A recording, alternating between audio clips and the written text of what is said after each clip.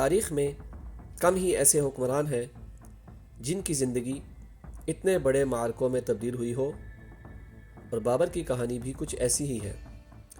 وہ تیموری خاندان کے عظیم سردار تیمور کی نسل سے تعلق رکھتے تھے، اور ان کی زندگی میں کامیابیاں، شکستیں اور بے شمار مشکلات اس کے تقدیر کا حصہ تھیں۔ 15ویں صدی کے آخر میں تیموری سلطنت دنیا کے کئی حصوں میں پھیل چکی تھی، اور فرغانہ جیسے اہم شہر اس کا حصہ تھے۔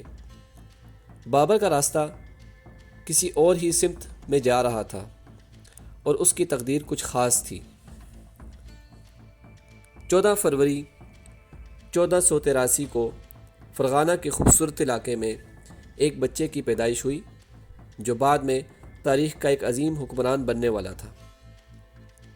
اس بچے کا نام بابر تھا۔ اس کے والد عمر شیخ مرزا، جو تیمور کے پڑپوتے تھے، فرغانہ کے حکمران تھے۔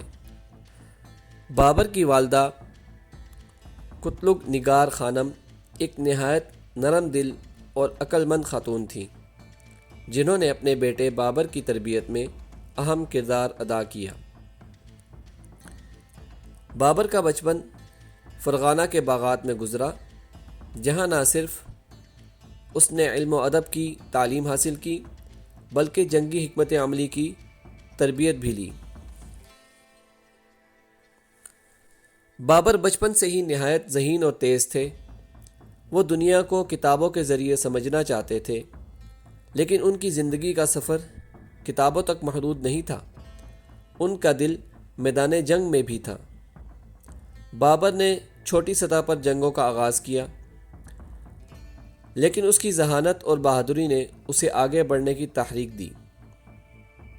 ان کے دل میں ہمیشہ یہ خواب تھا کہ وہ دنیا کے بڑے حکمران بنیں گے۔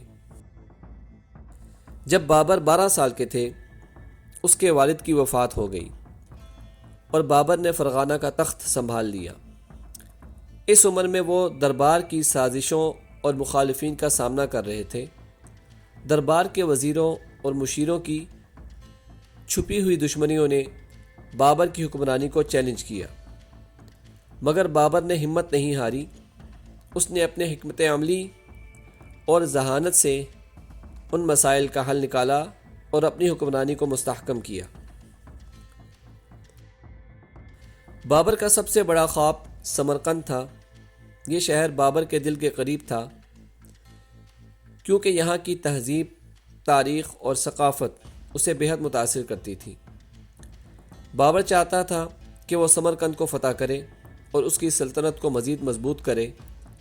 سمرقند کی فتح اس کے لیے ایک مقصد نہیں، بلکہ ایک عہد تھا جسے وہ کسی صورت پورا کرنا چاہتا تھا۔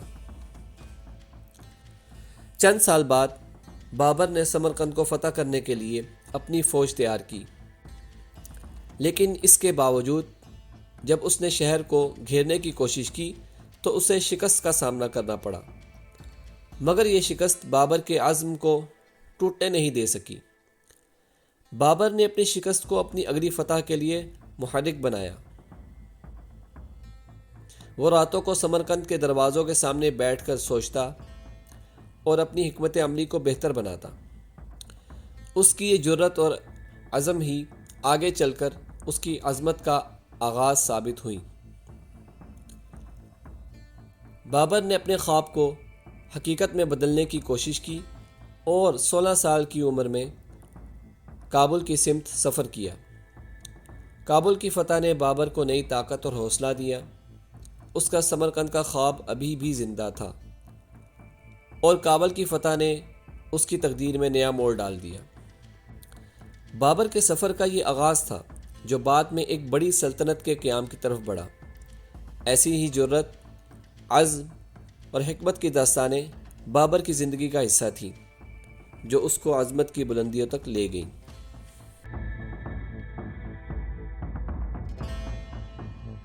بابر نے اپنے خوابوں کو حقیقت میں بدلنے کے لیے پہلے کابل کو فتح کرنے کا ارادہ کیا۔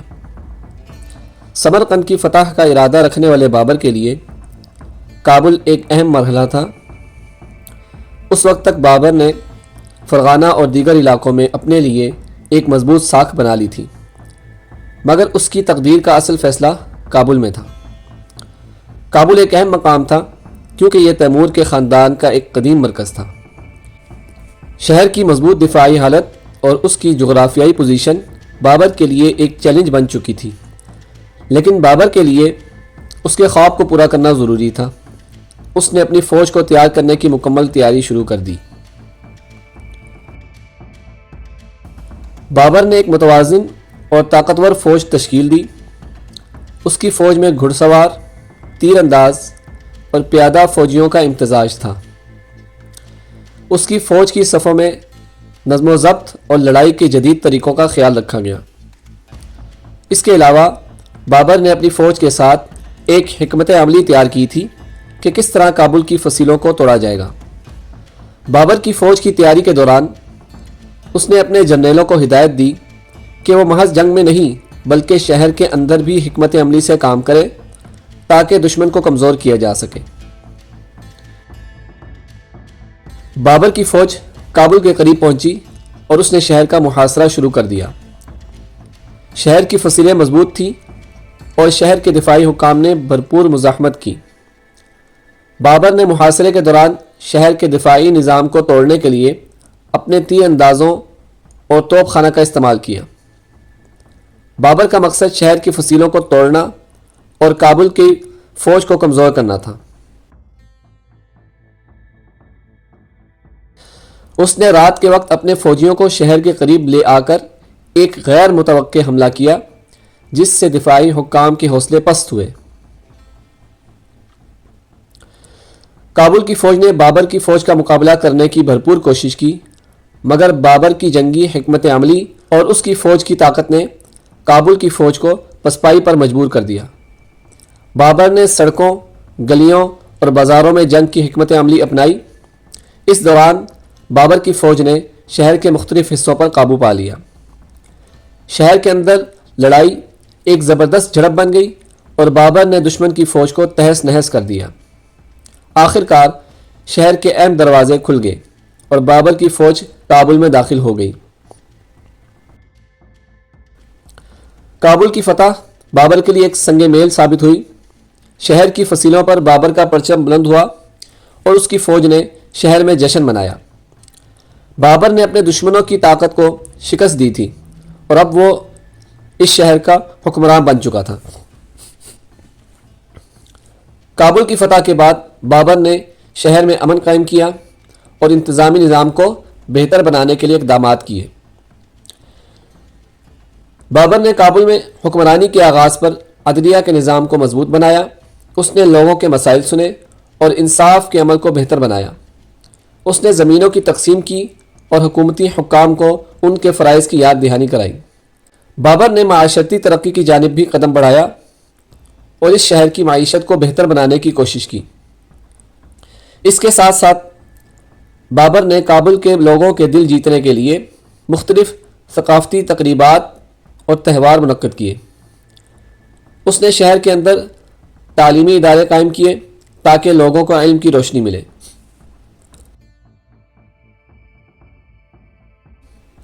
کابل کی فتح کے بعد بابر کا اگلا مقصد سمرقند کی فتح تھا۔ اس کا دل ہمیشہ سمرقند کی عظمت کی جانب راغب تھا۔ اس نے عہد کیا کہ ایک دن سمرقند کا شہر اس کا ہوگا۔ بابر کی نظریں اب ایک نئی سلطنت کی تعمیر پر مرکوز ہو گئیں اور اس نے اپنے اگلے قدم کی تیاری شروع کی۔ بابر کا عزم اسے اور بھی بڑی کامیابی دلانے والا تھا۔ بابر کی ہمیشہ سے ایک دلی خواہش تھی اور وہ خواہش تھی سمرقند کو فتح کرنا۔ سمرقند ایک ایسا شہر جس کی عظمت کا سکہ پورے وسطی ایشیا میں چلتا تھا۔ بابر نے اپنی زندگی کا بیشتر حصہ سمرقند کے لیے لڑتے اور اس کے حصول کی کوشش میں گزارا، لیکن سمرقند کی فتح کے لیے بابر کے سامنے کئی چیلنجز تھے جنہیں وہ کسی بھی قیمت پر پار کرنا چاہتا تھا۔ سمرقند کا شہر ایک خوبصورت اور تاریخی مقام تھا جس کا چرچا دور دور تک تھا۔ اس کی فصیلیں اور دفاعی نظام انتہائی مضبوط تھے، لیکن بابر کے دل میں اس شہر کی فتح کا عزم موجود تھا۔ اس نے اپنے منصوبے کے مطابق فوج تیار کی اور سمرقند کی سمت سفر کیا۔ سمرقند کو فتح کرنے کے لیے بابر نے انتہائی پیچیدہ حکمت عملی تیار کی تھی۔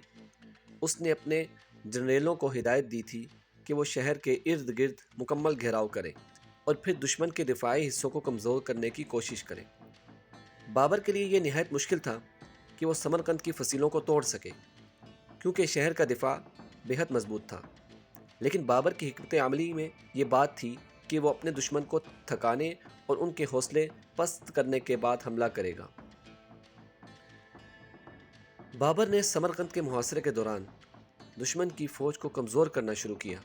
اس نے رات کے وقت اپنے فوجیوں کو شہر کے ارد گرد چھپ کر رہنے کی حکمت عملی اپنائی، تاکہ دشمن کو کمزوری کا احساس ہو اور وہ اپنی فوج میں بے چینی محسوس کرے۔ اس دوران بابر کی فوج نے سمرقند کے باہر سرنگیں کھودنے کا عمل شروع کیا تاکہ وہ دشمن کے مورچوں تک پہنچ سکے اور شہر کی فصیلوں کو کمزور کر سکے۔ بابر نے سمرقند کو گھیرنے کے دوران اپنے گھڑ سواروں اور تیر اندازوں کو محاذ پر بھیجا تاکہ وہ دشمن کی فوج کو دفاعی پوزیشن سے ہٹائیں۔ کئی ماہ کے شدید محاصرے کے بعد بابر نے سمرقند کی فوج کو ایک بڑا دھچکا دیا۔ اس کے بعد شہر کے دروازے کھول دیے گئے اور بابر کی فوج نے سمرقند میں داخل ہو کر شہر پر قبضہ کر لیا۔ اس فتح سے بابر کی شان میں مزید اضافہ ہوا اور اس نے سمرقند کو ایک نیا مرکز بنا لیا، جہاں اس نے اپنی حکومت کے لیے انتظامات شروع کیے۔ سمرقند کی فتح بابر کے لیے ایک سنگ میل ثابت ہوئی اور اس کا خواب حقیقت میں بدل گیا۔ اس کی سلطنت کا دائرہ وسیع ہو چکا تھا اور اس کی عظمت میں اضافہ ہو رہا تھا۔ سمرقند کی فتح کے بعد بابر نے شہر میں امن قائم کیا اور انتظامی نظام کو بہتر بنانے کی کوشش کی۔ اس نے زمینوں کی تقسیم میں انصاف کیا اور عوام کے مسائل حل کرنے کے لیے اقدامات کیے۔ بابر کا مقصد صرف سمرقند کو فتح کرنا نہیں تھا، بلکہ اس کے لیے اس شہر کو ایک طاقتور سلطنت میں تبدیل کرنا تھا۔ بابر نے سمرقند کے اندر تعلیمی ادارے قائم کیے، کاروباری سرگرمیاں بڑھائیں اور ثقافتی ترقی کی طرف قدم بڑھایا۔ اس کے دور میں سمرقند ایک عظیم تجارتی مرکز بن گیا۔ بابر نے سمرقند میں ایک مضبوط حکومت قائم کی۔ اس کی حکمت عملی میں نظم و ضبط، عدلیہ کے نظام کو مضبوط کرنا اور معیشت کو بہتر بنانے کے اقدامات شامل تھے۔ اس کے علاوہ بابر نے اپنے وزیروں اور مشیروں کے ساتھ مل کر ایک ایسا حکومتی نظام قائم کیا جس میں لوگوں کو انصاف ملے اور وہ خوشحال رہے۔ بابر نے فوجی حکمت عملی میں بھی انقلاب لایا۔ اس نے اپنے فوجیوں کو جدید جنگی طریقوں سے آگاہ کیا اور انہیں بہادری کا مظاہرہ کرنے کی ترغیب دی۔ بابر کی سمرقند کی فتح کے بعد کی حکمت عملی میں ایک نیا مقصد تھا۔ وہ اپنی سلطنت کو مزید وسیع کرنا چاہتا تھا۔ اس کے عزائم صرف سمرقند تک محدود نہیں تھے، بلکہ وہ مزید علاقوں میں اپنے قدم جما کر ایک طاقتور سلطنت قائم کرنا چاہتا تھا۔ بابر نے سمرقند کی فتح کے بعد اپنی فوج کو مضبوط کیا اور اپنے اگلے حملوں کے لیے تیار ہو گیا۔ اس کے دل میں ایک نئی فتح کا خواب تھا اور وہ جانتا تھا کہ اس کی تقدیر میں مزید عظمت اور کامیابیاں چھپی ہیں۔ سمرقند کی فتح کے بعد بابر کے دل میں ایک اور خواب بسا تھا، ہندوستان کی سرزمین کو تسخیر کرنے کا خواب۔ ایک ایسی سرزمین جو بے شمار وسائل اور طاقتور حکمرانوں کی آماجگاہ تھی، لیکن بابر، جس کی رگوں میں ایک فاتح کا خون دوڑ رہا تھا، فیصلہ کر لیا کہ وہ ہندوستان کا رخ کرے گا۔ یہ ایک آسان سفر نہ تھا۔ راستے میں کئی رکاوٹیں تھیں، کئی دشمن اس کے عزائم کو خاک میں ملانے کے لیے تیار کھڑے تھے، لیکن بابر نے اپنی فوج کو منظم کیا، جنگی حکمت عملی ترتیب دی اور پھر اس کا قافلہ ہندوستان کی طرف روانہ ہو گیا۔ بابر کا ہندوستان پر قبضہ کرنے کا راستہ پانی پت سے ہو کر گزرتا تھا اور 1526 میں وہ فیصلہ کن لمحہ آن پہنچا۔ میدان جنگ تیار تھا، سپاہی اپنی اپنی جگہ کھڑے تھے۔ ایک طرف بابر کی منظم اور تجربہ کار فوج اور دوسری طرف ابراہیم لودھی کی عظیم الشان فوج۔ یہ کوئی عام جنگ نہ تھی، یہ جنگ ہندوستان کی تقدیر بدلنے والی تھی۔ ابراہیم لودھی کی فوج تعداد میں کہیں زیادہ تھی، لیکن بابر کے پاس وہ تھا جو اس کے دشمن کے پاس نہ تھا: جنگی حکمت عملی، توپوں کا استعمال اور تیز رفتار گھڑ سواروں کی کارروائیاں۔ جنگ کا آغاز ہوا۔ بابر کی فوج نے توپوں کی گھن گرج کے ساتھ دشمن پر حملہ کیا۔ گھڑ سواروں نے دشمن کی صفوں میں ہلچل مچا دی۔ ابراہیم لودھی کی فوج اس یلغار کا سامنا نہ کر سکی اور یوں پانی پت کی سرزمین پر تاریخ رقم ہو گئی۔ بابر فاتح بن چکا تھا۔ پانی پت کی جنگ میں فتح کے بعد بابر نے دہلی کا رخ کیا، وہ دہلی جو ایک عظیم سلطنت کا مرکز تھا۔ اگر بابر کو ہندوستان پر حکمرانی کرنی تھی تو دہلی پر قبضہ ضروری تھا۔ بابر کی فوج دہلی کے دروازوں تک پہنچ چکی تھی۔ دیواروں پر پہرے دار کھڑے تھے، لیکن وہ جانتے تھے کہ پانی پت کی تباہ کن شکست کے بعد مزاحمت بے معنی تھی۔ بابر کے سپاہی شہر کے دروازے عبور کر چکے تھے اور یوں دہلی بابر کے قدموں میں تھا۔ یہ لمحہ تاریخ میں ہمیشہ کے لیے درج ہو چکا تھا۔ بابر اب ہندوستان کا حکمران بن چکا تھا۔ دہلی پر قبضے کے بعد بابر نے محض ایک فاتح بن کر حکومت نہیں کی، بلکہ ایک منصف حکمران بننے کی کوشش کی۔ اس نے انتظامی اصلاحات کا آغاز کیا، عدلیہ کے نظام کو مضبوط کیا اور زمین کی منصفانہ تقسیم کے احکامات جاری کیے۔ لیکن بابر صرف ایک جنگجو نہیں تھا، وہ علم، فنون اور ثقافت کا بھی قدردان تھا۔ اس نے دربار میں علماء اور فنکاروں کو عزت دی اور ہندوستان میں ایک نئے دور کا آغاز کیا۔ وقت گزرتا گیا اور بابر نے اپنی سلطنت کو مستحکم کر لیا، لیکن ایک اور بڑا فیصلہ اس کے سامنے تھا۔ اس کا جانشین کون ہوگا؟ بابر نے اپنی زندگی کا بیشتر حصہ جنگوں، فتوحات اور حکمرانی کے پیچیدہ معاملات میں گزارا۔ اس کی جنگی مہمات اور مسلسل محنت نے اس کے جسم کو کمزور کر دیا تھا۔ 1530 میں جب وہ اپنی حکمرانی کے عروج پر تھا، اس کی صحت بگڑنا شروع ہو گئی۔ وہ اکثر بخار اور شدید جسمانی کمزوری محسوس کرتا، مگر اس کے باوجود سلطنت کے انتظامی امور میں کمی نہیں آنے دی۔ بابر اپنی ذمہ داریوں سے غافل نہیں ہوا اور سلطنت کو مضبوط بنانے کے لیے ہر ممکن کوشش کرتا رہا، لیکن اب وہ زیادہ دیر تک اپنا معمول برقرار نہیں رکھ سکتا تھا۔ اپنی کمزوری کو محسوس کرتے ہوئے بابر نے ہمایوں کو سلطنت کے امور میں زیادہ شامل کرنا شروع کر دیا۔ وہ چاہتا تھا کہ اس کی غیر موجودگی میں سلطنت کمزور نہ ہو۔ بابر صرف ایک بہادر جنگجو اور فاتح نہیں تھا، بلکہ ایک حساس، علم دوست اور فطرت سے محبت کرنے والا حکمران بھی تھا۔ بابر کو باغات بنانے کا بے حد شوق تھا۔ یہی وجہ ہے کہ کابل، سمرقند اور آگرہ میں خوبصورت مغل باغات آج بھی اس کے ذوق کی گواہی دیتے ہیں۔ وہ ایک بہترین مصنف تھا۔